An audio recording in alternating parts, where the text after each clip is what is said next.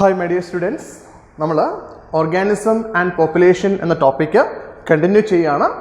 Last day you remember we have discussed about different types of adaptations. നിങ്ങൾക്ക് ഓർമ്മയുണ്ടാവും കഴിഞ്ഞ സെഷനിൽ നമ്മൾ പലതരത്തിലുള്ള അഡാപ്റ്റേഷൻസ് അതുപോലെ തന്നെ പോപ്പുലേഷൻ്റെ ക്യാരക്ടറിസ്റ്റിക് ഫീച്ചേഴ്സ് ഒക്കെ നമ്മൾ ഡിസ്കസ് ചെയ്തു. Today we are going to discuss about an important concept that is called population growth forms. Okay, population growth forms അല്ലെങ്കിൽ we can commonly called growth models. എന്താണ് ഈ population growth forms എന്ന് ചോദിച്ചാൽ it is a characteristic pattern of growth with time. പ്രകൃതിയിൽ ഒരു population ഏത് രീതിയിലാണ് വളരുന്നത്, ഏതൊക്കെ രീതിയിൽ ഒരു പോപ്പുലേഷൻ ഗ്രോ ചെയ്യാം. Okay, that is what we can say population growth forms.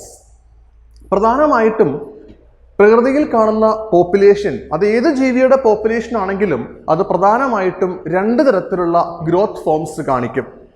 Okay, the first one is called exponential growth form. It's also called J-shaped growth forms. അതിൽ നമുക്ക് പഠിക്കേണ്ട ഒന്നാമത്തെ ഗ്രോത്ത് ഫോമിന്റെ പേര് എക്സ്പൊണൻഷ്യൽ ഗ്രോത്ത് ഫോം അല്ലെങ്കിൽ J shaped growth form എന്ന് പറയും. രണ്ടാമത്തെ നമുക്ക് പഠിക്കേണ്ടത് ലോജിസ്റ്റിക് ഗ്രോത്ത് ഫോംസ് അല്ലെങ്കിൽ എസ് ഷേപ്ഡ് ഗ്രോത്ത് ഫോം.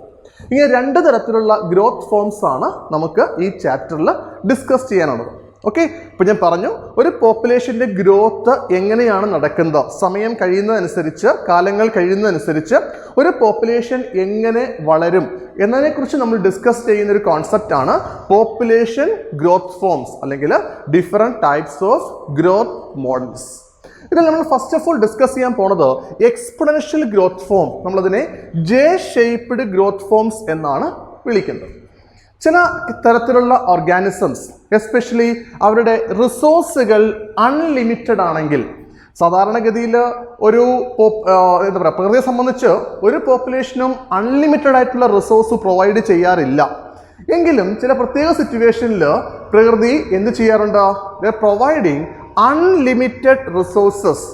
അവർക്ക് വളരുന്നതിന് ആവശ്യമായ സ്പേസ്, ഫുഡ് തുടങ്ങിയ റിസോഴ്സസ് അൺലിമിറ്റഡ് ആണെങ്കിൽ എന്ത് സംഭവിക്കുമെന്നറിയാമോ? The population grows very rapidly. വളരെ പെട്ടെന്ന് പോപ്പുലേഷൻ ഗ്രോ ചെയ്യും. ഓക്കെ, പോപ്പുലേഷനുള്ള ആളുകളുടെ എണ്ണം വളരെ പെട്ടെന്ന് കൂടും.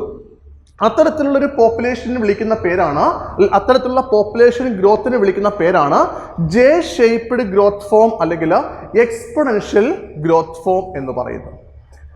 ഓക്കെ, ഇതിന് ഒന്ന് രണ്ട് എക്സാമ്പിൾസ് പറയാം. അതിനു മുന്നേ നമ്മുടെ ടെക്സ്റ്റ് ബുക്കിൽ, നമ്മുടെ NCERT ബുക്കിൽ പോപ്പുലേഷൻ ഗ്രോത്ത് ഫോമിൽ എക്സ്പൊണൻഷ്യൽ ഗ്രോത്തിനെ കാണിക്കുന്ന ഒരു ഗ്രാഫിക് റെപ്രസെൻറ്റേഷൻ ഉണ്ട്. ഓക്കെ, നിങ്ങൾക്ക് കാണാം പേജ് നമ്പർ 230 നിങ്ങൾക്കൊരു ഗ്രാഫിക് റെപ്രസെൻറ്റേഷൻ ഉണ്ട്. എന്താണ് ഈ ഗ്രാഫിൽ കാണിച്ചിരിക്കുന്നത്? ഇതിൻ്റെ എക്സ് ആക്സിസിലും വൈ ആക്സിസിലും എന്താണ് കാണിച്ചിരിക്കുന്നത്? X axis showing the time. Okay, ഇവിടെ ടൈം ആണ് കാണിച്ചിരിക്കുന്നത്. ഇത് പോപ്പുലേഷൻ ഡെൻസിറ്റി ആണ്. നിങ്ങൾക്കറിയാം എന്താണ് പോപ്പുലേഷൻ ഡെൻസിറ്റി എന്നല്ലേ? Total number of individuals in A population, അതാണ് പോപ്പുലേഷൻ ഡെൻസിറ്റി. അപ്പം നമ്മൾ ഈ ഒരു ഗ്രാഫ് നമ്മൾ നോക്കിക്കഴിഞ്ഞാൽ നമുക്ക് മനസ്സിലാവും വളരെ പെട്ടെന്ന്, അതായത് ഇത് ടൈമാണ് കാണിച്ചിരിക്കുന്നത്, ഈ പോപ്പുലേഷൻ്റെ ഗ്രോത്ത് ആണ് ഈ കാണിച്ചിരിക്കുന്നത്. ഓക്കെ, ഇവിടെ ഞാൻ ബ്ലാക്ക് കളറിൽ ഒരു ലൈൻ കാണിച്ചിട്ടുണ്ട്. ഇതിൻ്റെ പേര് ക്യാരിയിങ് കപ്പാസിറ്റി എന്ന് പറയും. ഈ കാണിച്ചിരിക്കുന്നത് ക്യാരിയിങ് കപ്പാസിറ്റി ആണ്. സോ എന്താണ് ക്യാരിയിങ് കപ്പാസിറ്റി? ഒരു പോപ്പുലേഷനിലെ ഇൻഡിവിജ്വൽസിന് മാക്സിമം എത്ര ഇൻഡിവിജ്വൽസിനെ നമ്മുടെ പ്രകൃതിയിൽ എന്താ പറയുക അക്കോമഡേറ്റ് ചെയ്യാൻ പറ്റും, അല്ലെങ്കിൽ എത്രമാത്രം നമ്പർ ഓഫ് ഇൻഡിവിജ്വൽസിന് ഇവിടെ സർവൈവ് ചെയ്യാൻ പറ്റും, അതിനൊരു മാക്സിമം ലെവലാണ് എന്ത് പറയുക ക്യാരിയിങ് കപ്പാസിറ്റി എന്ന് പറയുന്നത്. അപ്പോൾ നമ്മൾ ഈ ഒരു ഗ്രോത്ത് ഫോം നിങ്ങൾ നോക്കിയാൽ നിങ്ങൾക്ക് മനസ്സിലാവും the population growth occur very rapidly എന്ന് പറഞ്ഞാൽ വളരെ ചുരുങ്ങിയ സമയം കൊണ്ട് പോപ്പുലേഷനിലുള്ള ആളുകളുടെ എണ്ണം വളരെ പെട്ടെന്ന് വർദ്ധിക്കും. ക്ലിയർ? ഏതിനേക്കാൾ കൂടും? ക്യാരിയിങ് കപ്പാസിറ്റിയേക്കാൾ കൂടും. എന്ന് പറഞ്ഞാൽ പ്രകൃതിയിൽ നിലനിൽക്കാൻ പറ്റുന്നതിനേക്കാൾ കൂടുതൽ എണ്ണം ഇൻഡിവിജ്വൽസിനെ ഉൽപ്പാദിപ്പിക്കും. ഓക്കെ, ഇത്തരത്തിലുള്ള പോപ്പുലേഷൻ സാധാരണഗതിയിൽ ഒരുപാട് കാലം സർവൈവ് ചെയ്യാറില്ല.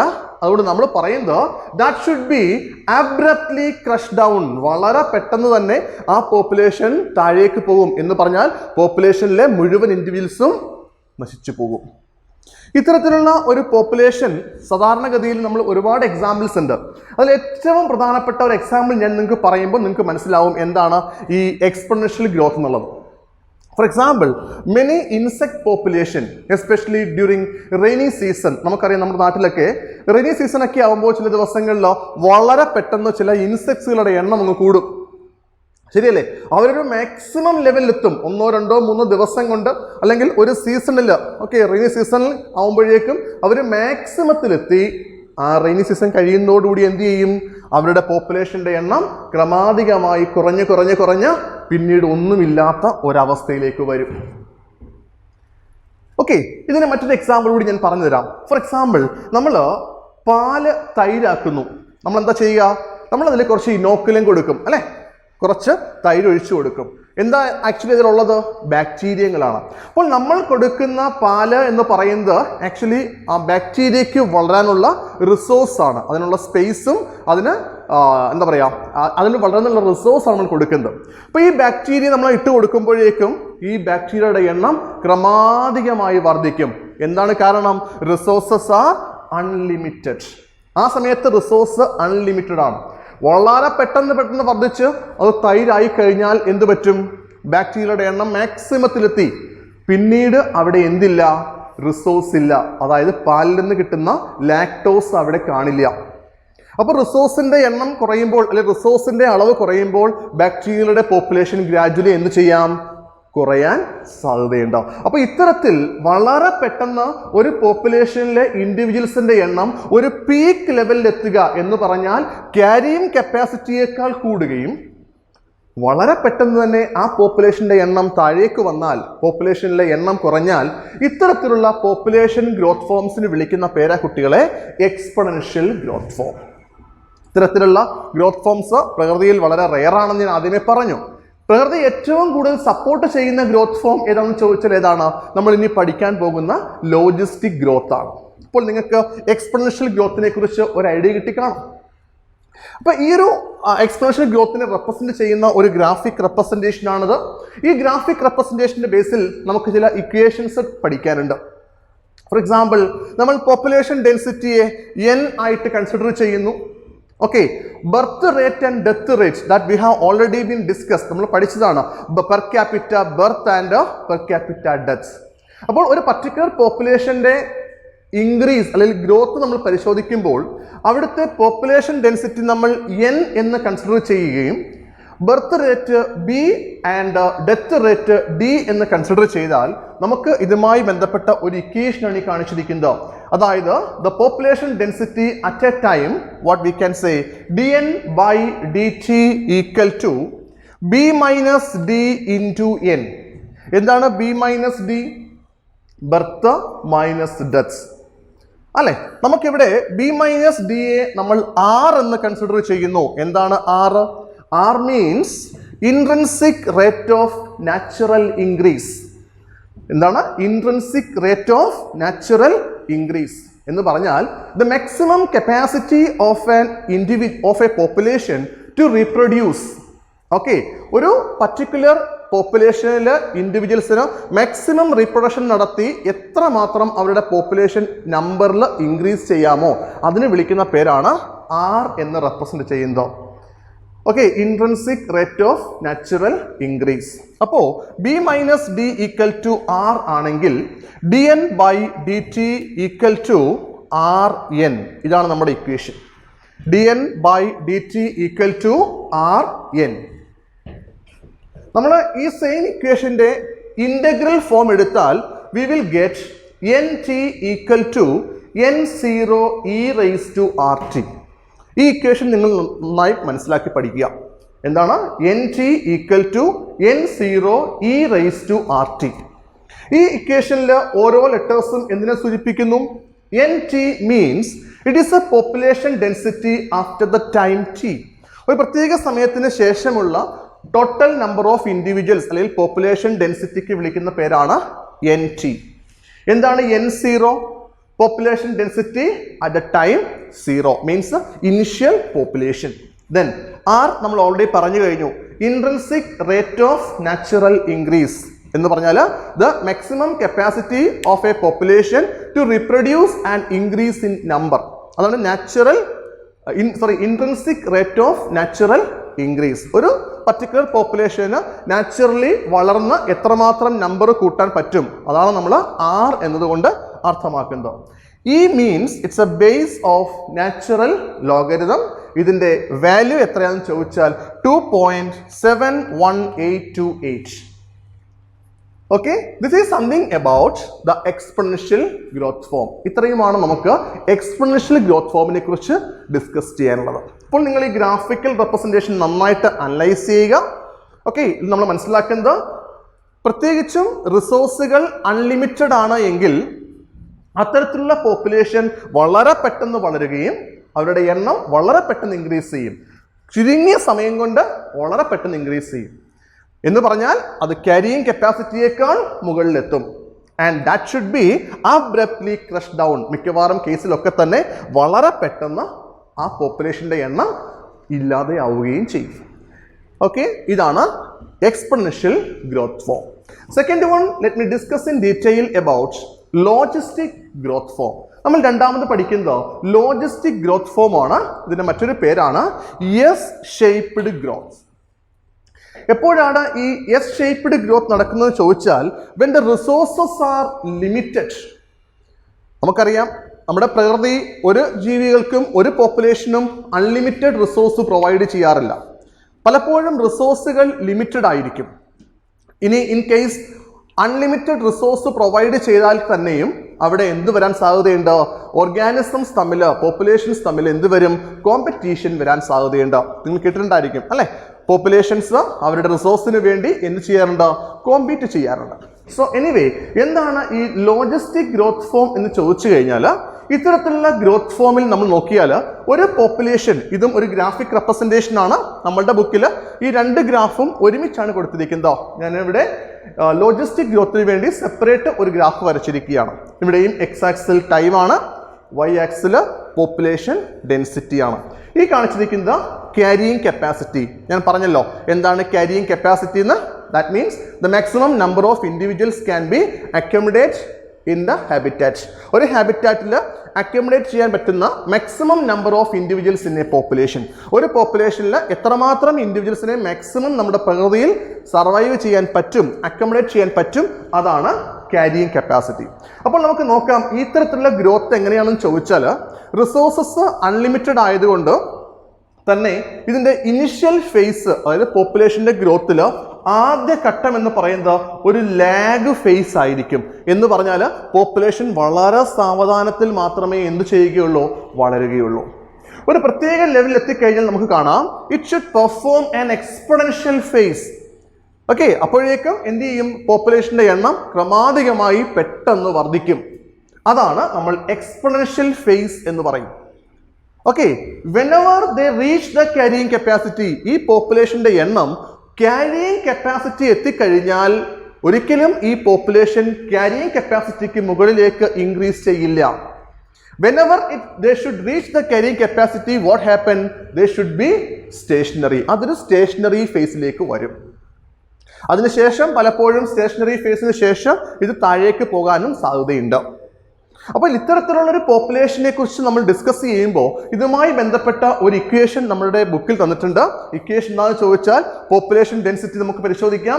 dn/dt = Rn into k minus n divided by k. So here you can see n എന്ന് പറയുന്നത് density at the time t, അതാണ് n എന്ന് പറയുന്നത്. R നമ്മൾ പറഞ്ഞതാണ് intrinsic rate of natural increase. അതുപോലെ k എന്ന് പറയുന്നത് carrying capacity. Okay dear students, ഇത്തരത്തിലുള്ള ഗ്രോത്ത് ഫോമിന് നമ്മൾ കോമൺലി മറ്റൊരു പേര് കൂടി വിളിക്കാറുണ്ട്. It is called Verhulst Pearl logistic growth എന്നാണ് അറിയപ്പെടുന്നത്. കുട്ടികളെ, പ്രകൃതിയിൽ കാണപ്പെടുന്ന മിക്കവാറും എല്ലാ പോപ്പുലേഷൻ്റെയും ഗ്രോത്ത് നടക്കുന്നത് ഏതുപോലെയാണ്? ലോജിസ്റ്റിക് ഗ്രോത്ത് പോലെയാണ്, അല്ലെങ്കിൽ എസ് ഷേപ്പ്ഡ് ആണ്. ഈ ഇതേ തരത്തിലുള്ള അല്ലെങ്കിൽ ഇതേപോലെയുള്ള ഒരു ഗ്രാഫ് നിങ്ങൾ കഴിഞ്ഞ വർഷം പഠിച്ചിട്ടുണ്ടോ അല്ലേ? പ്ലാൻ ഗ്രോത്ത് ആൻഡ് ഡെവലപ്മെന്റ്സിൽ നിങ്ങളൊരു സിഗ്മോയിഡ് കർവ് പഠിച്ചു, ഒരു പ്ലാന്റിന്റെ മാത്രം ഗ്രോത്തിനെ കൺസിഡർ ചെയ്തതുകൊണ്ട്. അതുപോലെ തന്നെയാണ് ഇവിടെയും ഇവിടെ നമ്മൾ കൺസിഡർ ചെയ്യുന്നത് ഒരു പോപ്പുലേഷൻ്റെ ഗ്രോത്ത് ആണ്. ഒരു പോപ്പുലേഷൻ്റെ ഗ്രോത്ത് ഇനിഷ്യലി ഒരു ലാഗ് ഫേസും ദെൻ ഒരു എക്സ്പൊണൻഷ്യൽ ഫേസും ദെൻ അതിനുശേഷം സ്റ്റേഷനറി ഫേസും കാണിക്കുകയാണെങ്കിൽ ഇത്തരത്തിലുള്ള ഗ്രോത്ത് മോഡലിന് വിളിക്കുന്ന പേരാണ് ലോജിസ്റ്റിക് ഗ്രോത്ത് ഫോം. കുട്ടികളെ, വളരെ പ്രധാനപ്പെട്ട ഒരു പോയിന്റ് ആണ് പറയുന്നത്. Logistic growth form is actually more realistic one. പ്രകൃതിയിൽ കാണപ്പെടുന്ന ഏറ്റവും റിയലിസ്റ്റിക് ആയിട്ടുള്ള ഒരു ഗ്രോത്ത് ഫോം എന്ന് പറയുന്നത് ലോജിസ്റ്റിക് ഗ്രോത്ത് ഫോം ആണ്. അതിനുള്ള റീസൺ എന്താണെന്ന് ചോദിച്ചാൽ, പ്രകൃതി ഒരിക്കലും അൺലിമിറ്റഡ് റിസോഴ്സുകൾ പോപ്പുലേഷൻസിന് കൊടുക്കാറില്ല. ഇൻ കേസ് റിസോഴ്സസ് അൺലിമിറ്റഡ് ആണെങ്കിലും what happen, there will be the competition will be occur. അവിടെ കോമ്പറ്റീഷൻ നടക്കാൻ സാധ്യതയുണ്ട്. ഓക്കെ, അങ്ങനെ ഓർഗാനിസംസ് റിസോഴ്സ് ഉപയോഗിക്കും. അങ്ങനെ ആ പർട്ടിക്കുലർ റിസോഴ്സിന്റെ അളവ് എന്ത് ചെയ്യാം, കുറയാൻ സാധ്യതയുണ്ട്. ഇനി കോമ്പറ്റീഷൻ വന്നാൽ എന്താ പ്രത്യേകത? നമ്മൾ ഡാർവിന്റെ തിയറി ഒക്കെ പഠിച്ചിട്ടുണ്ടല്ലേ. അതായത് കോമ്പറ്റീറ്റീവ്ലി സുപ്പീരിയർ വൺ വിൽ സർവൈവ് എന്നാണ് അല്ലേ. കോമ്പറ്റീഷനിൽ സുപ്പീരിയർ ആയിട്ടുള്ള ആളുകൾ എന്ത് ചെയ്യും, സർവൈവ് ചെയ്യും. അപ്പോൾ ഇത്തരത്തിലുള്ള ഗ്രോത്ത് ഫോം നിങ്ങൾക്ക് മനസ്സിലായി കാണും. ഇത്തരത്തിലുള്ള ഗ്രോത്ത് ഫോമിനെ വിളിക്കുന്ന പേരാണ് ലോജിസ്റ്റിക് ഗ്രോത്ത് ഫോം. നമുക്കിവിടെ കിട്ടുന്നത് ഒരു എസ് ഷേപ്പ്ഡ് കർവ് ആയതുകൊണ്ട് നമ്മൾ എന്ത് വിളിക്കുന്നു, എസ് ഷേപ്പ്ഡ് ഗ്രോത്ത് എന്ന് വിളിക്കുന്നു. ഇവിടെ നമ്മൾ ജെ ഷേപ്പ്ഡ് ഗ്രോത്ത് എന്ന് വിളിക്കാൻ കാരണം ഇവിടുത്തെ ഈ ഒരു ഗ്രോത്ത് ഫോം പലപ്പോഴും ഒരു ജെ ഷേപ്പ് ആണ്. അതുകൊണ്ടാണ് നമ്മൾ എന്ത് വിളിക്കുന്നത്, J shaped growth curve. So dear students, these are the two important type of growth forms occur in nature. ഇന്ന് നമ്മൾ വളരെ പ്രധാനപ്പെട്ട ഒരു കോൺസെപ്റ്റ് ആണ് ഡിസ്കസ് ചെയ്യാൻ പോകുന്നത്. ഓർഗാനിസം ആൻഡ് പോപ്പുലേഷൻ്റെ അവസാന ഭാഗമാണ്. That is population interactions. എന്താണ് പോപ്പുലേഷൻ ഇൻ്ററാക്ഷൻസ്? സോ എന്താണ് ഈ പോപ്പുലേഷൻ ഇൻ്ററാക്ഷൻ എന്ന് ചോദിച്ചാൽ, പ്രകൃതിയിൽ പലപ്പോഴും എല്ലാ പോപ്പുലേഷൻസും എല്ലാ ഓർഗാനിസംസും മറ്റുള്ളവരെ ഡിപ്പെൻഡ് ചെയ്താണ് ജീവിക്കുന്നത്. നിങ്ങൾക്കറിയാം, for example humans, we are actually depending on so many populations for our food and other purpose. മറ്റ് പല ആവശ്യങ്ങൾക്ക് വേണ്ടി ആഹാരത്തിനും മറ്റും നമ്മൾ മറ്റ് പല സ്പീഷീസിനെയും എന്ത് ചെയ്യാറുണ്ടോ, ഡിപ്പെൻഡ് ചെയ്യാറുണ്ട്. അപ്പോൾ ഇത്തരത്തിൽ രണ്ട് ഡിഫറൻറ്റ് സ്പീഷീസുകൾ തമ്മിലുള്ള ഇൻ്ററാക്ഷന് നമ്മൾ കോമൺലി വിളിക്കുന്ന പേര് ഇൻ്റർ സ്പെസിഫിക് ഇൻ്ററാക്ഷൻ എന്നാണ് വിളിക്കുക. ഓക്കെ, പലപ്പോഴും ഒരേ പോപ്പുലേഷനുള്ള അംഗങ്ങൾ പരസ്പരം ഡിപ്പെൻഡ് ചെയ്യാറുണ്ട്. അതുപോലെ തന്നെ ഡിഫറൻറ്റ് സ്പീഷീസുകൾ ഇൻ്ററാക്ട് ചെയ്ത് പ്രകൃതിയിൽ ജീവിക്കാറുണ്ട്. അപ്പോൾ അത്തരത്തിൽ രണ്ട് ഡിഫറൻറ്റ് സ്പീഷീസുകൾ തമ്മിലുള്ള ഇൻ്ററാക്ഷനെ നമ്മൾ കോമൺലി വിളിക്കുന്ന പേരാണ് interspecific interaction. Means between two species. Okay, രണ്ട് ഡിഫറൻറ്റ് സ്പീഷീസുകൾ തമ്മിലുള്ള ഇൻ്ററാക്ഷൻസിന് കോമൺലി വിളിക്കുന്ന പേരാണ് ഇൻ്റർ സ്പെസിഫിക് ഇൻ്ററാക്ഷൻസ്.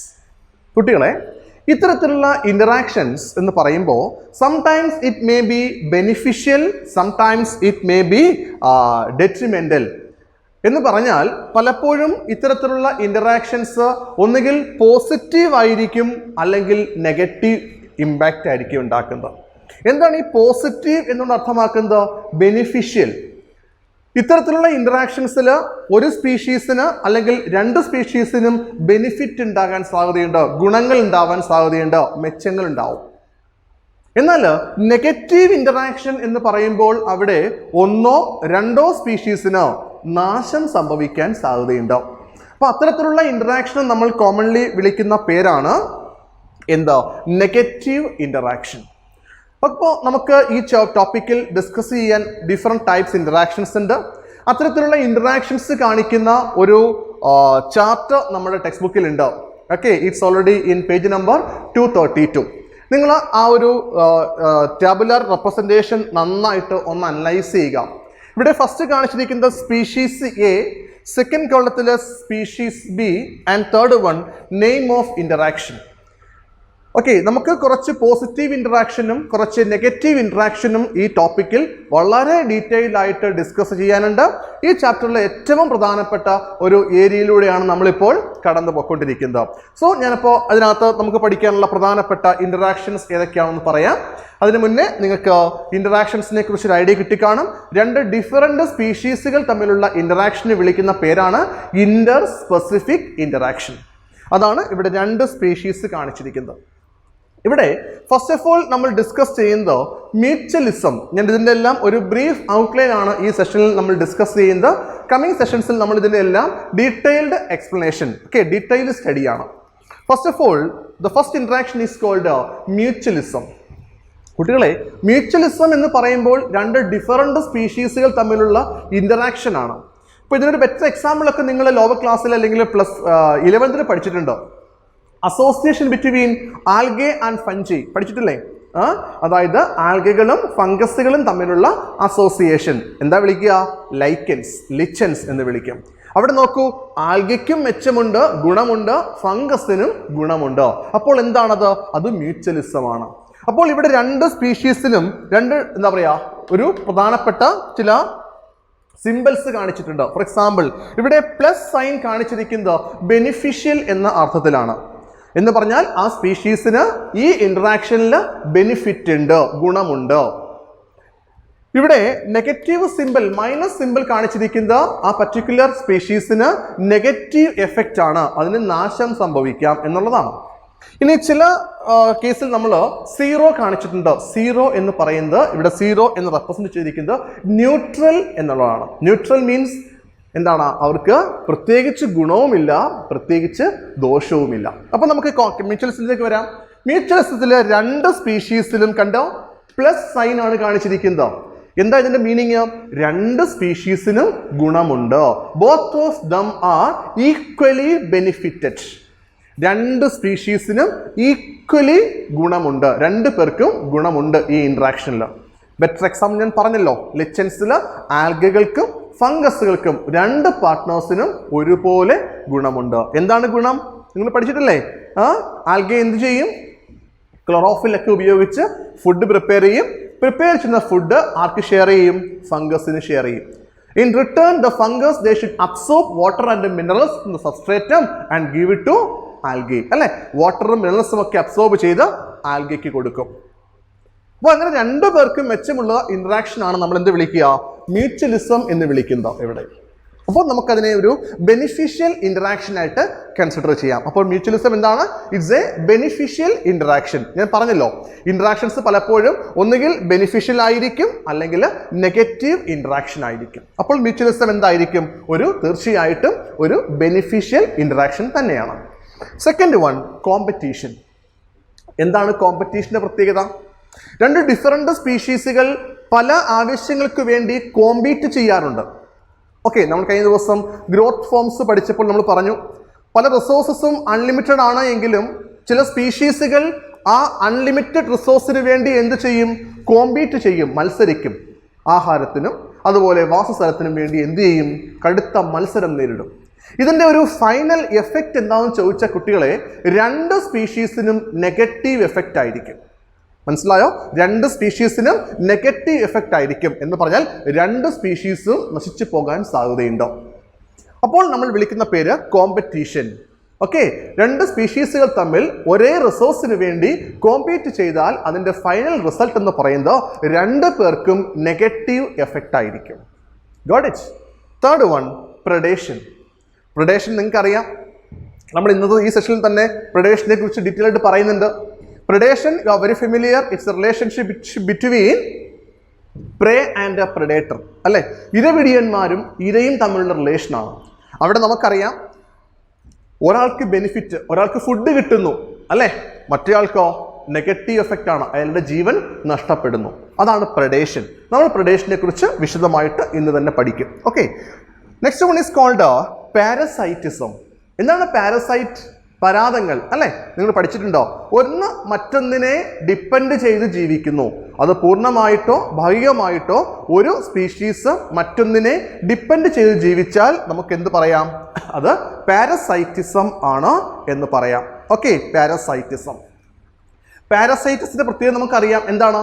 പാരസൈറ്റിസിൽ ഒരാൾക്ക് ബെനിഫിറ്റ് ഉണ്ട് അല്ലേ? ഒരാൾക്ക് എന്തുണ്ട്? ബെനിഫിറ്റ് ഉണ്ടോ? മറ്റേ ആൾക്ക് പലപ്പോഴും നെഗറ്റീവ് എഫക്റ്റ് ഉണ്ടാവാൻ സാധ്യതയുണ്ട്. അതാണ് പാരസൈറ്റിസം എന്ന് പറയുന്നത്. Next one is called commensalism. കെമൻസാലിസത്തെ കുറിച്ച് നമ്മൾ വളരെ വിശദമായി ഈ സെഷനിൽ പഠിക്കുന്നുണ്ട്. കെമൻസാലിസം എന്ന് പറയുമ്പോൾ ഇത്തരത്തിലുള്ള ഇന്ററാക്ഷനിൽ ഒരു സ്പീഷീസിന് മെച്ചമുണ്ട്. One of them are benefited.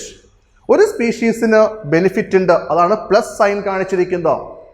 And other species they are neither benefit nor harmful effects എന്ന് പറഞ്ഞാൽ അവർക്ക് പ്രത്യേകിച്ച് ഗുണവുമില്ല എന്നാൽ ദോഷവും ഇല്ല, അവർക്ക് ന്യൂട്രൽ എഫക്റ്റ് ആണ്. Okay, the last one is called amensalism. ഈ അമെൻസാലിസം എന്നത് നമ്മുടെ ഈ ഒരു ടാബുലാർ റെപ്രസെൻറ്റേഷനിൽ കൊടുത്തിരിക്കുന്നത് മാത്രമേ ഉള്ളൂ. നമ്മളുടെ NCERT ബുക്കിൽ ഇതിനെക്കുറിച്ചൊരു ഡീറ്റെയിൽഡ് എക്സ്പ്ലനേഷൻ ഇല്ല. അതുകൊണ്ട് തന്നെ ഞാൻ ആദ്യം ഈ അമെൻസാലിസത്തെ കുറിച്ച് ഇപ്പോൾ ഒരു ചെറിയ ഡിസ്ക്രിപ്ഷൻ തരികയാണ്. അമെൻസാലിസം എന്ന് പറയുമ്പോൾ it's an association between two species. One of them have negative effects and others have neutral effects.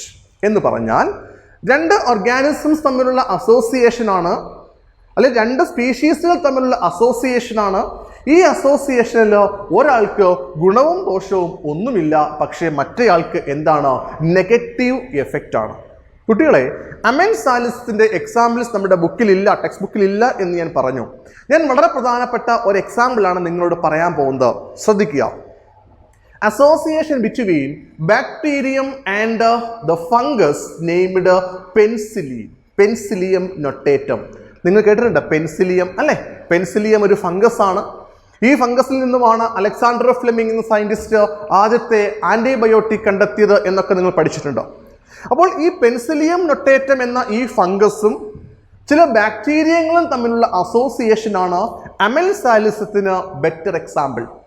എന്താണ് ഈ അസോസിയേഷന്റെ പ്രത്യേകത? ഇവിടെ പെൻസിലിയം നൊട്ടേറ്റം എന്ന ഫംഗസിന് എന്ത് സിന്തസൈസ് ചെയ്യാനുള്ള ശേഷിയുണ്ട്? പെൻസിലിൻ പോലെയുള്ള ആന്റിബയോട്ടിക് സിന്തസൈസ് ചെയ്യാനുള്ള ശേഷിയുണ്ട്. അപ്പോൾ ഈ അസോസിയേഷനിൽ ബാക്ടീരിയം ഈസ് കൺസേൺഡ്, ബാക്ടീരിയത്തെ നിങ്ങൾ കൺസിഡർ ചെയ്യുമ്പോൾ ബാക്ടീരിയത്തിന് നെഗറ്റീവ് എഫക്റ്റ് ആണ്. നമുക്കറിയാം, പെൻസിലിൻ എന്ന് പറയുന്ന പർട്ടിക്കുലർ കെമിക്കൽ അല്ലെങ്കിൽ ആന്റിബയോട്ടിക് ബാക്ടീരിയങ്ങളെ നശിപ്പിക്കും. പക്ഷേ നമ്മൾ ഈ ഫംഗസിനെ കൺസിഡർ ചെയ്യുമ്പോൾ, അതായത് പെൻസിലിയം നൊട്ടേറ്റം എന്ന ഫംഗസിന് പ്രത്യേകിച്ച് ഗുണവും ദോഷവും ഒന്നും തന്നെയില്ല.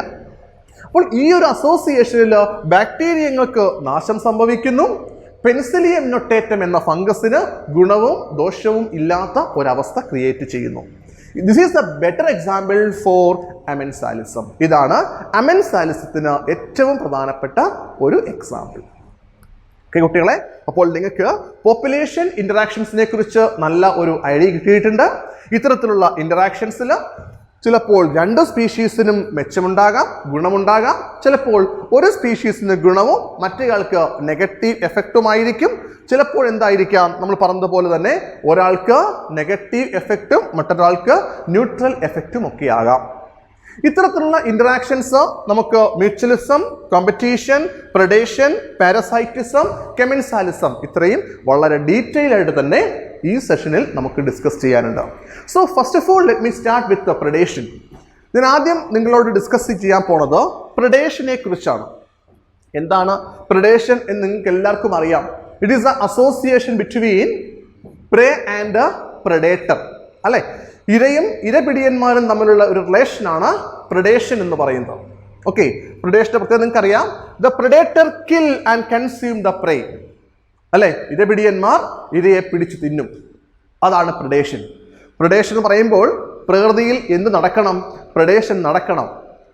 ഒന്ന് മറ്റൊന്നിനെ കൊന്ന് തിന്നണം എന്നുള്ളതാണ്. അത് നേച്ചറിൻ്റെ റോളാണ്. അതിന് വളരെ പ്രധാനപ്പെട്ട ഒരു റോളുണ്ട്. ഇവിടുത്തെ ലൈഫ്, അതിൽ പോപ്പുലേഷൻസ് എല്ലാം പ്രോപ്പറായിട്ട് മെയിൻറ്റെയിൻ ചെയ്യണമെങ്കിൽ തീർച്ചയായിട്ടും പ്രകൃതിയിൽ എന്ത് നടക്കണം? പ്രഡേഷൻ നടക്കണം. നമ്മൾ ഈ ഒരു സെഷനിൽ ഏറ്റവും ആദ്യം ഡിസ്കസ് ചെയ്യുന്നത് what are the important roles of predation. predation എന്ന ഈ ഒരു അസോസിയേഷന്റെ റോൾ എന്താണ്? ഞാൻ അതിനെ പറഞ്ഞു കഴിഞ്ഞു. predation എന്ന ഈ phenomenon it plays an important role in to maintain the ecosystem in a stable manner. അതായത് നമ്മുടെ എക്കോസിസ്റ്റം അല്ലെങ്കിൽ നമ്മുടെ ഹാബിറ്റാറ്റ് സ്റ്റേബിൾ ആയിട്ട് മെയിൻറ്റെയിൻ ചെയ്യണമെങ്കിൽ ഇവിടെ തീർച്ചയായും എന്ത് നടക്കണം കുട്ടികളെ? പ്രഡേഷൻ നടക്കണം. ഒന്ന് മറ്റൊന്നിനെ കൊന്ന് ഭക്ഷിക്കണം. അത് പ്രകൃതിയുടെ നിയമമാണ്, പ്രകൃതി നിയമമാണെന്ന് ഞാൻ പറഞ്ഞു. അപ്പോൾ ഈ പ്രഡേഷൻ എന്ന ഈ പ്രോസസ്സിൻ്റെ പ്രധാനപ്പെട്ട റോൾ എന്താണ്? പ്രഡേഷൻ എന്ന ഈ പറയുന്ന ഇന്ററാക്ഷൻ്റെ ഇന്റർ സ്പെസിഫിക് ഇന്ററാക്ഷൻ്റെ റോള് എന്താണെന്ന് നമുക്ക് ഡിസ്കസ് ചെയ്യാം. പ്രഡേഷൻ എന്ന് കേൾക്കുമ്പോഴേ നമ്മുടെ മനസ്സിലേക്ക് വരുന്ന ഒരു എക്സാമ്പിൾ നമ്മുടെ ബുക്കിൽ പറയുന്നുണ്ട്. ആരൊക്കെയാണ്? ലയൺ അല്ലെങ്കിൽ ടൈഗർ ആൻഡ് ഡിയർ അല്ലേ? അപ്പോൾ ഇത്തരത്തിലുള്ള പലതരത്തിലുള്ള പ്രഡേഷൻ നമ്മുടെ പ്രകൃതിയിലുണ്ട്. ഇത്തരത്തിലുള്ള പ്രഡേഷന്റെ റോളിനെ കുറിച്ച് നമുക്ക് ഡിസ്കസ് ചെയ്യാം. First one you can see they keep the prey population under control. കുട്ടികളെ, ഒരു പ്രേ പോപ്പുലേഷനെ കൺട്രോൾ ചെയ്യണമെങ്കിൽ തീർച്ചയായിട്ടും ഇവിടെ പ്രകൃതിയിൽ പ്രഡേഷൻ നടക്കണം. പ്രഡേഷൻ നടന്നില്ലെങ്കിൽ എന്ത് സംഭവിക്കും? അതിനെക്കുറിച്ച് വളരെ പ്രധാനപ്പെട്ട ഒരു എക്സാമ്പിൾ നമ്മുടെ ബുക്കിലുണ്ട്. പ്രഡേഷന്റെ പ്രധാനപ്പെട്ട റോള് നമുക്കറിയാം. എന്താണ്? എനർജി ട്രാൻസ്ഫർ ആണ്. നമ്മൾ എക്കോസിസ്റ്റത്തിൽ ഫുഡ് ചെയിൻ ഒക്കെ പഠിച്ചു അല്ലെ? ഒന്ന് മറ്റൊന്നിനെ ഭക്ഷണമാക്കുമ്പോൾ അതിലടങ്ങിയിരിക്കുന്ന എനർജി എവിടേക്ക് എത്തും? ഭക്ഷണം കിട്ടുന്ന ആളിലേക്ക് എത്തും. ഒരു ഹെർബിവോർ ആനിമൽ പ്ലാന്റിനെ ഭക്ഷണമാക്കുമ്പോൾ പ്ലാന്റിലുള്ള എനർജി എന്ത് ചെയ്യും? ഹെർബിവോഴ്സിലെത്തും. ഒരു ഹെർബിവോറിനെ ഒരു കാർണിവോർ ഭക്ഷണമാക്കുമ്പോൾ ഹെർബിവോറിലുള്ള എനർജി എവിടേക്ക് എത്തും? കാർണിവോഴ്സിലേക്ക് എത്തും. എന്ന് പറഞ്ഞ കുട്ടികളെ, പ്രകൃതിയിൽ predation എന്ന് പറയുന്നത് it's actually act as a conduits for energy transfer. നമ്മുടെ ബുക്കിൽ പറഞ്ഞ പ്രധാനപ്പെട്ട ഒരു സെന്റൻസ് ആണ്. predation act as a conduits for energy transfer. Energy ട്രാൻസ്ഫറിന്റെ ഒരു കുഴലായിട്ട് ആര് ആക്ട് ചെയ്യുന്നു? predation ആക്ട് ചെയ്യുന്നു. പക്ഷേ ഇത് മാത്രമല്ല predationsന്റെ role. predation plays another important role in nature. പ്രകൃതിയിൽ predation എന്ന ഈ ഫിനോമിനന് മറ്റൊരുപാട് റോളുകളുണ്ട്. അതിൽ പ്രധാനപ്പെട്ട ഒരെണ്ണമാണ് ഞാൻ പറഞ്ഞത്. they keep the prey population under control.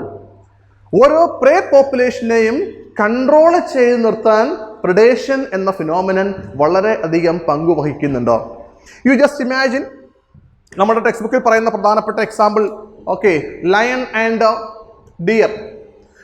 For example നമ്മൾ ചിന്തിക്കുകയാണ്, ഒരു പ്രദേശത്ത് ഡിയർ എന്ന പർട്ടിക്കുലർ സ്പീഷീസ് അവർക്ക് ആവശ്യത്തിന് അവരുടെ എണ്ണം ക്രമാധികമായി കൂടുന്നു.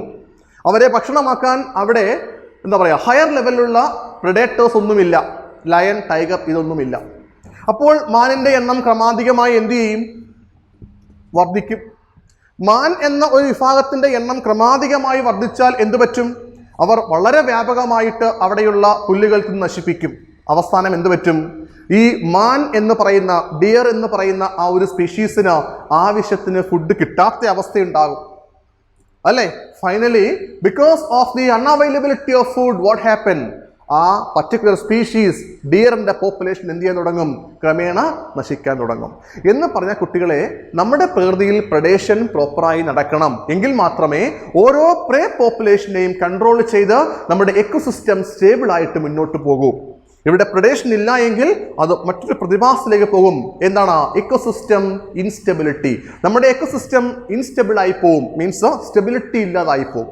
അപ്പോൾ ഞാൻ പറഞ്ഞു, predation they keep the prey population under control. Pray പോപ്പുലേഷനെ control ചെയ്യുന്നതിന് predation അത്യാവശ്യമാണ്. അങ്ങനെ കൺട്രോൾ ചെയ്തില്ലെങ്കിൽ എന്ത് പറ്റും എന്ന് ഞാൻ നിങ്ങൾക്ക് ഇപ്പോൾ ഒരു എക്സാമ്പിൾ പറഞ്ഞു. മറ്റൊരു പ്രധാനപ്പെട്ട എക്സാമ്പിൾ നമ്മുടെ ടെക്സ്റ്റ് ബുക്കിലുണ്ട്. എന്താണ്? One of the most important cactus, the name of the cactus is prickly pear cactus, introduced into Australia in 1920s. Early 1920s ഓസ്ട്രേലിയയിലേക്ക് ഇൻട്രൊഡ്യൂസ് ചെയ്ത ഒരു കാക്ടസ് ആണ്, ഒരു കള്ളിമുൾ ചെടിയുടെ പേരാണ് prickly pear cactus. നിങ്ങൾക്കറിയാം, ഒരു പ്രദേശത്ത് നിന്നും മറ്റൊരു സ്ഥലത്തേക്ക് ഒരു പ്ലാന്റിനെ ഇൻട്രൊഡ്യൂസ് ചെയ്യുമ്പോൾ ഈ പ്ലാന്റിന് അവിടെ നാച്ചുറൽ പ്രെഡേറ്റർ ഉണ്ടാകണമെന്നില്ല. നമ്മൾ മറ്റൊരു രാജ്യത്ത് നിന്നും ഒരു പ്ലാന്റിനെ അല്ലെങ്കിൽ ഒരു അനിമലിനെ കേരളത്തിലേക്ക് കൊണ്ടുവന്നാൽ നമ്മൾ കൊണ്ടുവരുന്ന ഓർഗാനിസത്തിന് ഒരു നാച്ചുറൽ പ്രെഡേറ്റർ ഇവിടെ കാണില്ല. അതാണ് ഇവിടെ സംഭവിച്ചത്. prickly pear cactus had been introduced into Australia in early 1920s. അപ്പോൾ എന്താണ് പറ്റിയത്? ഈ prickly pear cactusനെ കൺസ്യൂം ചെയ്യുന്ന ഒരു പ്രെഡേറ്റർ അവിടെ ഇല്ലായിരുന്നു. അപ്പോൾ എന്ത് പറ്റി കാണും? prickly pear cactusനെ കൺസ്യൂം ചെയ്യാൻ അവിടെ പ്രെഡേറ്റർ ഇല്ലാത്തടത്തോളം കാലം ഇവർ വളരെ വ്യാപകമായി വളർന്നു. ലക്ഷക്കണക്കിന് ഹെക്ടേഴ്സ് ലാൻഡിൽ ഇവർ പടർന്നു പന്തലിച്ചു. അവസാനം ഈ പ്രിക്ലി പിയർ കാക്ടസിന്റെ പോപ്പുലേഷനെ കൺട്രോൾ ചെയ്യുന്നതിന് വേണ്ടി എന്തിനെ കൊണ്ടുവരേണ്ടതായി വന്നു? ഒരു കാക്ടസ് ഫീഡിംഗ് പ്രെഡേറ്റർ മോത്തിനെ അവിടേക്ക് കൊണ്ടുവരേണ്ടി വന്നു. ഇല്ലെങ്കിൽ എന്തു പറ്റും? പ്രിക്ലി പിയർ കാക്ടസ് ക്രമാധികമായി വളർന്ന് that will cause ecosystem instability. അവിടുത്തെ എക്കോസിസ്റ്റം സ്റ്റേബിൾ അല്ലാതായി പോകും. അപ്പോൾ ഈ ഒരു പോപ്പുലേഷനെ കൺട്രോൾ ചെയ്യുന്നതിന് വേണ്ടി കാക്ടസിനെ ഫീഡ് ചെയ്യുന്ന ഒരു ഇൻസെക്റ്റിനെ എന്ത് ചെയ്യേണ്ടി വന്നു? ഈ എക്കോസിസ്റ്റത്തിലേക്ക് ഇൻട്രൊഡ്യൂസ് ചെയ്യേണ്ടതായി വന്നു. ഇതാണ് first role. Is it clear for you? Second one, biological control methods for insect and pest control in the field of agriculture. നിങ്ങൾ മൈക്രോബ്സ് ഇൻ ഹ്യൂമൻ വെൽഫെയറിൽ പഠിച്ചു കാണും. നമ്മൾ പലപ്പോഴും ഉപയോഗിക്കുന്ന ഒരു മെത്തഡാണ് biological control methods for controlling the insects and pest. അഗ്രികൾച്ചറിൽ കാർഷിക രംഗത്ത് ഇൻസെക്റ്റുകളെയും പെസ്റ്റുകളെയും കൺട്രോൾ ചെയ്യാൻ നമ്മൾ പലപ്പോഴും ബയോളജിക്കൽ കൺട്രോൾ മെത്തേഡ്സ് ഉപയോഗിക്കാറുണ്ട്. അതിൻ്റെ ബേസിക് പ്രിൻസിപ്പിൾ എന്താണ്? പ്രെഡേഷൻ ആണ്, അല്ലേ? ഇൻസെക്റ്റുകളെയും പെസ്റ്റുകളെയും അവരുടെ നാച്ചുറൽ പ്രെഡേറ്ററിനെ ഉപയോഗിച്ച് കൺട്രോൾ ചെയ്യുന്ന മെത്തേഡാണ് ബയോളജിക്കൽ കൺട്രോൾ മെത്തേഡ്സ്, അല്ലേ? അപ്പോൾ നമ്മൾ ഇന്ന് കാർഷിക മേഖലയിൽ വ്യാപകമായി ഉപയോഗിക്കുന്ന biological control methods for insects and pest, that basic principle is predation, അല്ലേ? അവിടെ നടക്കുന്ന പ്രെഡേഷനാണ്. അവരുടെ നാച്ചുറൽ എനിമീസിനെ ഉപയോഗിച്ച് നമ്മൾ ഇൻസെക്റ്റുകളെയും പെസ്റ്റുകളെയും കൺട്രോൾ ചെയ്യുന്നു. മൂന്നാമത്തെ വളരെ പ്രധാനപ്പെട്ട ഒരു റോളാണ് കുട്ടികളെ, it maintains the species diversity in a community by reducing the intensity of competition. അതായത് it maintains the species diversity in a community. ഒരു കമ്മ്യൂണിറ്റിയിലെ സ്പീഷീസ് ഡൈവേഴ്സിറ്റി മെയിൻറ്റെയിൻ ചെയ്യുന്നതിന് പ്രെഡേഷൻ പ്രധാനപ്പെട്ട ഒരു പങ്ക് വഹിക്കുന്നു. ഓക്കെ, അവിടെ suppose you think about it, അവിടെ പ്രെഡേഷൻ നടന്നില്ല എങ്കിൽ, ഞാൻ നേരത്തെ പറഞ്ഞതുപോലെ മാനിൻ്റെയും ലയണിൻ്റെയും കേസ് എടുത്തതുപോലെ, ഒരു പ്രദേശത്ത് ലയൺ ഇല്ലാതെ വന്നാൽ, അല്ലെങ്കിൽ ടൈഗേഴ്സ് എന്ന് പറയുന്ന ഹയർ ലെവലിലുള്ള പ്രെഡേറ്റർ ഇല്ലാതെ വന്നാൽ മാനുകളുടെ എണ്ണം ക്രമാധികമായി കൂടുമെന്നും അവർ പരസ്പരം കോമ്പീറ്റ് ചെയ്യുമെന്നും ഒക്കെ നമ്മൾ പറഞ്ഞു. അതുപോലെ പ്രെഡേഷൻ എന്ന ഈ phenomenon it maintain species diversity in a community. ഒരു കമ്മ്യൂണിറ്റിയിലെ സ്പീഷീസ് ഡൈവേഴ്സിറ്റി മെയിൻറ്റെയിൻ ചെയ്യാൻ സഹായിക്കും. ഇതിന് വളരെ പ്രധാനപ്പെട്ട ഒരു എക്സാമ്പിൾ ആണ് നമ്മുടെ NCERT ബുക്കിൽ തന്നിരിക്കുന്നത്. കുട്ടികളെ, ഒരു പ്രദേശത്ത് ഒരു ഹാബിറ്റാറ്റിൽ പ്രോപ്പറായി പ്രെഡേഷൻ നടന്നാൽ അവിടെ എല്ലാ തരത്തിലുള്ള ആനിമൽസും പ്ലാന്റ്സും ഒരു കോൺസ്റ്റന്റ് ലെവലിൽ എന്ത് ചെയ്യും? വളർന്നുകൊണ്ടേയിരിക്കും. എന്ന് പറഞ്ഞാൽ ആ എക്കോസിസ്റ്റം സ്റ്റേബിൾ ആകുന്നതിനും അവിടെയുള്ള സ്പീഷീസ് ഡൈവേഴ്സിറ്റി മെയിൻറ്റെയിൻ ചെയ്യാനും പ്രെഡേഷൻ എന്ന ഫിനോമിനൻ സഹായിക്കും. ഇതിന് പ്രധാനപ്പെട്ട ഒരു എക്സാമ്പിൾ ആണ് നമ്മുടെ ബുക്കിൽ തന്നിരിക്കുന്ന എക്സാമ്പിൾ ഇങ്ങനെയാണ്. In American Pacific cost, one of the most important predator was starfish named Pisaster. American Pacific കോസ്റ്റിലെ വളരെ പ്രധാനപ്പെട്ട ഒരു പ്രെഡേറ്റർ ആയിരുന്നു പിസാസ്റ്റർ എന്ന് പറയുന്ന ഒരു starfish. In a field experiment they have removed the whole number of starfish from that particular ecosystem. കുട്ടികളെ, American Pacific കോസ്റ്റിലെ ഒരു പ്രത്യേക ഏരിയയിൽ കാണപ്പെട്ട പ്രധാനപ്പെട്ട ഒരു പ്രെഡേറ്റർ ആയിരുന്നു സ്റ്റാർഫിഷ് പിസാസ്റ്റർ. ഒരു എക്സ്പെരിമെന്റിന്റെ ഭാഗമായി ഒരു പ്രത്യേക ഏരിയയിലെ സ്റ്റാർഫിഷിനെ മുഴുവൻ അവരെന്ത് ചെയ്തു? അവിടെ നിന്നും റിമൂവ് ചെയ്തു.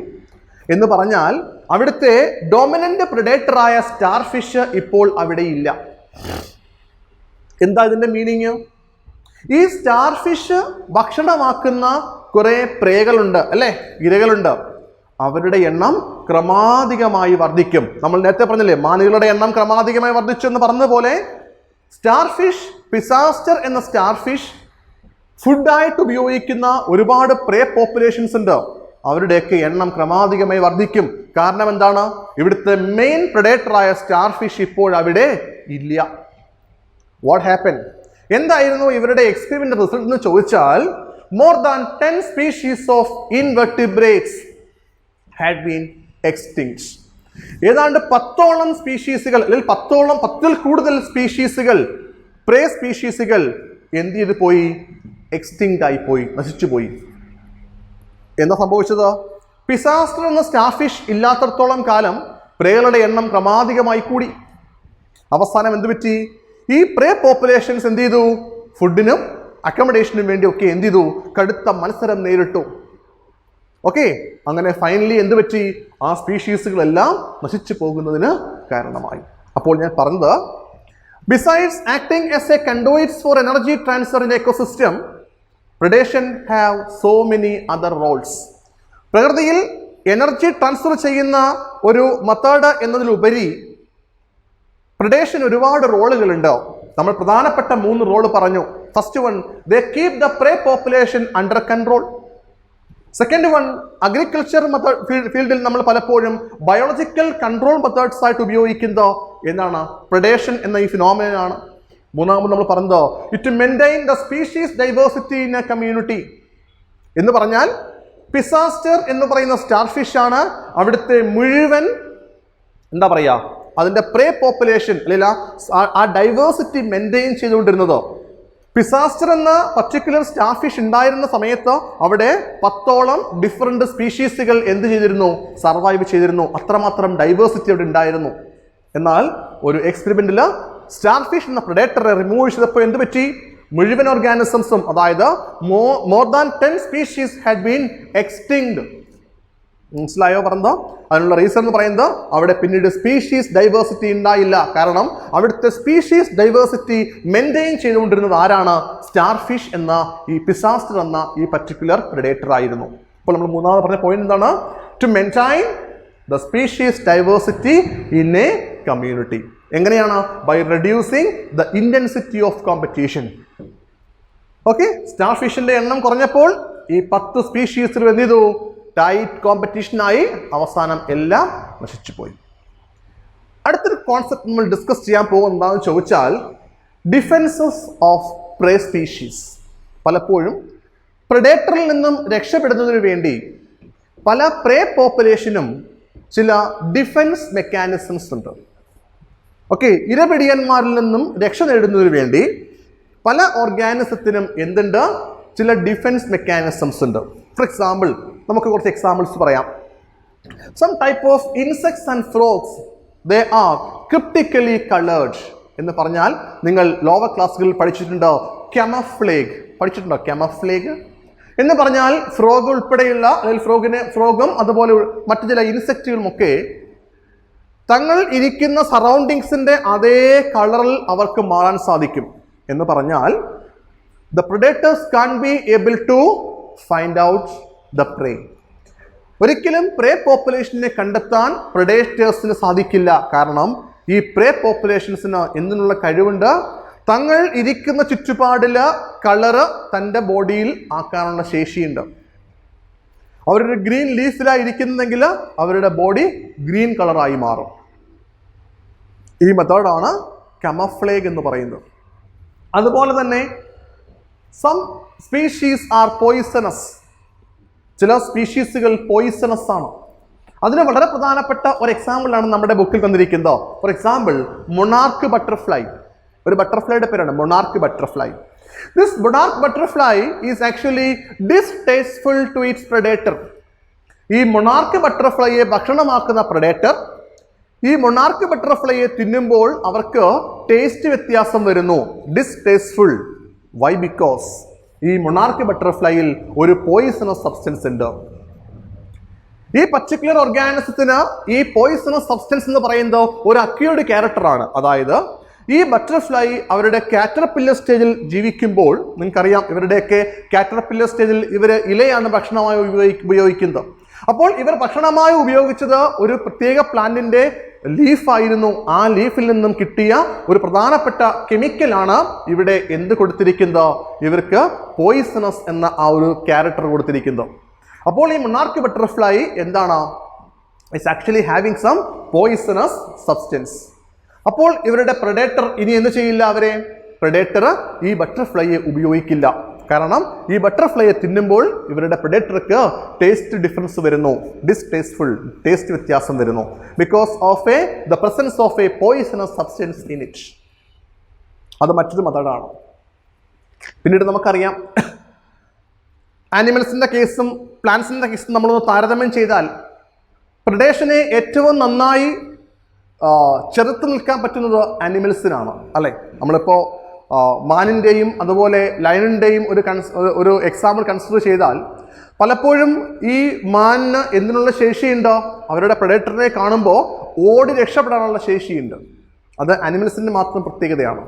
എന്നാൽ നിങ്ങൾ ചിന്തിക്കുക, when you consider a plant, ഒരു പ്ലാന്റിനെ സംബന്ധിച്ച് ഒരു പ്ലാന്റിനെ അതിൻ്റെ പ്രഡേറ്റർ ഭക്ഷണമാക്കാൻ വരുമ്പോൾ ഒരിക്കലും ഈ പ്ലാന്റിനെ രക്ഷപ്പെടാനുള്ള മാർഗങ്ങൾ വളരെ കുറവാണ്. they won't be able to move അല്ലേ. അവർക്ക് ഒരു സ്ഥലത്തു നിന്ന് മറ്റൊരു സ്ഥലത്തേക്ക് മൂവ് ചെയ്യാൻ പറ്റില്ല. ഒരു കൗ ഒരു പർട്ടിക്കുലർ പ്ലാന്റിനെ ലക്ഷ്യമാക്കി വന്നു, ആ പ്ലാന്റിനെ ഭക്ഷണമാക്കുമ്പോൾ ആ പ്ലാന്റിനെ രക്ഷപ്പെടാനുള്ള യാതൊരു വിധമായ പോസിബിലിറ്റിയും ഇല്ല അല്ലേ. അപ്പോൾ ഈ ഹെർബിവോർ എന്ന് പറയുന്നത് അല്ലെങ്കിൽ സസ്യഭുക്കുകൾ എന്ന് പറയുന്നത് ഇത്തരം ആനിമൽസ് ഒക്കെ പ്രിഡേറ്റേഴ്സ് ആണ്. പ്രഡേഷന് ബെറ്റർ എക്സാമ്പിൾസ് ആണ്. അവിടെ പ്രധാനപ്പെട്ട ഒരു കാര്യം നമ്മുടെ ബുക്കിൽ പറയുന്നുണ്ട്, അതായത് 25% ഓഫ് ഇൻസെക്ട്സ് ആർ ഫൈറ്റോഫാഗസ്. ഏതാണ്ട് 25% ഇൻസെക്റ്റുകളും ഫൈറ്റോഫാഗസ് ആണ്. എന്ന് പറഞ്ഞാൽ പ്ലാന്റ്സിന്റെ നീരൂറ്റി കുടിക്കുന്നവരാണ്. They're obtaining the cell sap അല്ലെങ്കിൽ പ്ലാന്റ് സാപ്പ് ഭക്ഷണമാക്കുന്നവരാണ്. അപ്പോൾ ഇതെല്ലാം പ്രഡേഷനാണ്. അപ്പോൾ ഇത്തരത്തിലുള്ള പ്രഡേറ്റേഴ്സിൽ നിന്നും രക്ഷപ്പെടുന്നതിന് വേണ്ടി പ്ലാന്റ്സിന് ഓടി രക്ഷപ്പെടാൻ പറ്റില്ല എങ്കിലും മറ്റ് പലതരത്തിലുള്ള അഡാപ്റ്റീവ് ഫീച്ചേഴ്സ് പ്ലാന്റ്സിനും കാണപ്പെടുന്നു. മനസ്സിലാവുന്നുണ്ടോ പറയുന്നത്? പ്ലാന്റ്സിനും അവരുടെ പ്രെഡേറ്റേഴ്സിൽ നിന്നും രക്ഷപ്പെടുന്നതിന് വേണ്ടി അവർക്കും ചില അഡാപ്റ്റീവ് ഫീച്ചേഴ്സ് ഉണ്ട്. ഫോർ എക്സാമ്പിൾ, ഇത്തരത്തിലുള്ള അഡാപ്റ്റീവ് ഫീച്ചേഴ്സ് ചിലപ്പോൾ എന്തായിരിക്കാം? മോർഫോളജിക്കൽ ആയിരിക്കാം, അതല്ലെങ്കിൽ കെമിക്കൽ അഡാപ്റ്റേഷൻ ആയിരിക്കാം. നമ്മൾ ഈ ടോപ്പിക്കിൽ കുറച്ച് ക്ലാസ്സുകൾക്ക് മുന്നേ ഡിഫറെൻറ്റ് ടൈപ്സ് അഡാപ്റ്റേഷൻസ് ഒക്കെ പഠിച്ചിട്ടുണ്ട്. അപ്പോൾ ഇവിടെ ചില അഡാപ്റ്റേഷൻസ് നമുക്ക് നോക്കാം. ഫോർ എക്സാമ്പിൾ, നിങ്ങൾ അക്കേഷ്യ അതുപോലെ കാക്ടസ് തുടങ്ങിയ പ്ലാന്റ്സ് ഒക്കെ എടുത്താൽ there having thorns or spines അല്ലേ. അവരുടെ ബോഡിയിൽ, അവരുടെ പ്ലാന്റ് സർഫസിൽ എന്തുണ്ട്? തോൺസ് ഉണ്ട്, മുള്ളുകളുണ്ട്. പലപ്പോഴും ഒരു ഹെർബിവോർ ആനിമൽ ഇവരെ ഭക്ഷണമാക്കുമ്പോൾ ഈ മുള്ളുകൾ ഉള്ളതുകൊണ്ട് പലപ്പോഴും ഈ പ്ലാന്റ്സിന് രക്ഷപ്പെടാനുള്ള സാധ്യതയുണ്ട്. അപ്പോൾ അതൊരു മോർഫോളജിക്കൽ ഫീച്ചറാണ്. തൻ്റെ പ്രഡേറ്ററിൽ നിന്നും രക്ഷപ്പെടുന്നതിന് വേണ്ടി അക്കേഷ്യ പ്ലാന്റിനും അതുപോലെ കാക്ടസിനുമൊക്കെയുള്ള ഒരു മോർഫോളജിക്കൽ ഫീച്ചറാണ് പ്രസൻസ് ഓഫ് തോൺസ്. അതുപോലെ മറ്റൊരു പ്രധാനപ്പെട്ട എക്സാമ്പിൾ നമ്മുടെ ബുക്കിലുണ്ട്. കലോട്രോപ്പിസ് എന്നൊരു പ്ലാന്റ്. കലോട്രോപ്പിസ് നമ്മൾ മലയാളത്തിൽ തന്നെ എരിക്ക് എന്ന് പറയും. ഈ പ്ലാന്റിന്റെ പ്രത്യേകത എന്താണെന്ന് ചോദിച്ചാൽ, ഈ പ്ലാന്റിൽ പ്രധാനപ്പെട്ട ഒരു കെമിക്കൽ ഉണ്ട്. It's a cardiac glycoside. Cardiac ഗ്ലൈക്കോസൈഡുകൾ എന്ന പ്രത്യേകതരം കെമിക്കൽസ് ഈ പ്ലാന്റിൽ ഉള്ളത് കൊണ്ട് ഈ പ്ലാന്റിനെ ഒരു ഹെർബിവോർ ആനിമൽ ഭക്ഷണമാക്കി കഴിഞ്ഞാൽ അവരുടെ ഹാർട്ടിൻ്റെ ഫങ്ഷനെ എന്താ പറയുക ബാധിക്കുന്ന ചില പ്രധാനപ്പെട്ട കെമിക്കൽസ് ആണ് കാർഡിയാക് ഗ്ലൈക്കോസൈഡ്സ്. അതുകൊണ്ട് തന്നെ കലോട്രോപ്പിസ് എന്ന ഈ പ്ലാന്റിനെ പലപ്പോഴും ഇവരുടെ പ്രെഡേറ്ററായ അനിമൽസ് അവോയ്ഡ് ചെയ്യുകയാണ് പതിവ്. കാരണം ഇത് ഭക്ഷണമാക്കി കഴിഞ്ഞാൽ ഈ അനിമലിന് ബോഡി ഫങ്ഷൻസ് പ്രോപ്പറായിട്ട് മുന്നോട്ട് പോകില്ല. അവരുടെ ഹാർട്ടിൻ്റെ ഫങ്ഷനെ, ഹൃദയത്തിൻ്റെ ഫങ്ഷനെ താളം തെറ്റിക്കുന്ന പ്രധാനപ്പെട്ട ചില കെമിക്കൽസ് ആണ് cardiac glycosides. That's actually present in the Calotropis. Calotropis പോലുള്ള പ്ലാന്റ്സിൽ ഇത്തരം കെമിക്കൽസ് ഉള്ളതുകൊണ്ട് പലപ്പോഴും ഈ കലോട്രോപ്പിസ് നിൽക്കുന്ന ഏരിയയിലൊന്നും ഹെർബിവോറസ് ആയ അവരുടെ പ്രെഡേറ്ററിനെ കാണാറില്ല. അപ്പോൾ ഇതൊക്കെ എന്താണ്? പ്ലാന്റ്സിൻ്റെ ചില ഫീച്ചേഴ്സ് ആണ്, ചില ഡിഫൻസ് മെക്കാനിസമാണ് അല്ലേ. എന്തിനു വേണ്ടിയുള്ളതാണ്? പ്രെഡേറ്ററിൽ നിന്നും രക്ഷപ്പെടുന്നതിന് വേണ്ടി. അതുപോലെ തന്നെ നമ്മൾ പല പ്ലാന്റ്സിൽ നിന്നും പലതരത്തിലുള്ള കെമിക്കൽസ് ഒബ്റ്റെയിൻ ചെയ്യുന്നതായി നിങ്ങൾ പഠിച്ചിട്ടുണ്ട്. For example, nicotine, caffeine, quinine, Opium അല്ലേ. ഇതൊക്കെ പലപ്പോഴും നമ്മൾ ഡ്രഗ്സ് ആയിട്ടൊക്കെ എന്ത് ചെയ്യാറുണ്ട്? മിസ്യൂസ് ചെയ്യാറുണ്ട്. എങ്കിലും ഈ പ്ലാന്റിന് ആക്ച്വലി ഇത്തരത്തിലുള്ള കെമിക്കൽസ് എന്തിനാണെന്ന് ചോദിച്ചാൽ it's actually act as a defence mechanism against their predator. അവരുടെ പ്രെഡേറ്ററിനെ അപേക്ഷിച്ച് നോക്കുമ്പോൾ ആ പ്രെഡേറ്ററിൽ നിന്ന് രക്ഷപ്പെടുന്നതിനുള്ള ചില ഡിഫൻസ് മെക്കാനിസമാണ്, കെമിക്കൽ ഡിഫൻസ് മെക്കാനിസമാണ് ഇതെല്ലാം.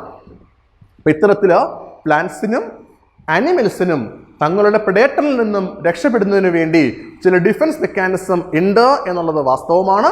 എങ്കിലും നിങ്ങൾ മനസ്സിലാക്കേണ്ടത് എന്താണ്?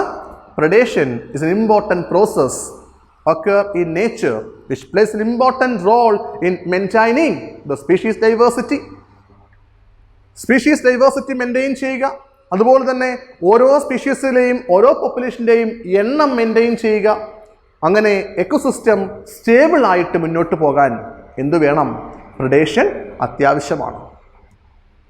ഓക്കെ ഡിയർ സ്റ്റുഡൻസ്, ഇത്രയുമൊക്കെയാണ് എനിക്ക് പ്രിഡേഷനെ കുറിച്ച് പറയാനുള്ളത്. നമ്മൾക്ക് വീണ്ടും മ്യൂച്വലിസം, കോമ്പറ്റീഷൻ തുടങ്ങിയ മറ്റു ചില ഇക്കോളജിക്കൽ ഇൻട്രാക്ഷൻസ് അല്ലെങ്കിൽ ഇന്റർ സ്പെസിഫിക് ഇൻട്രാക്ഷൻസ് നമുക്ക് ഡിസ്കസ് ചെയ്യാനുണ്ട്. All these interactions we will discuss next session. Till then, goodbye.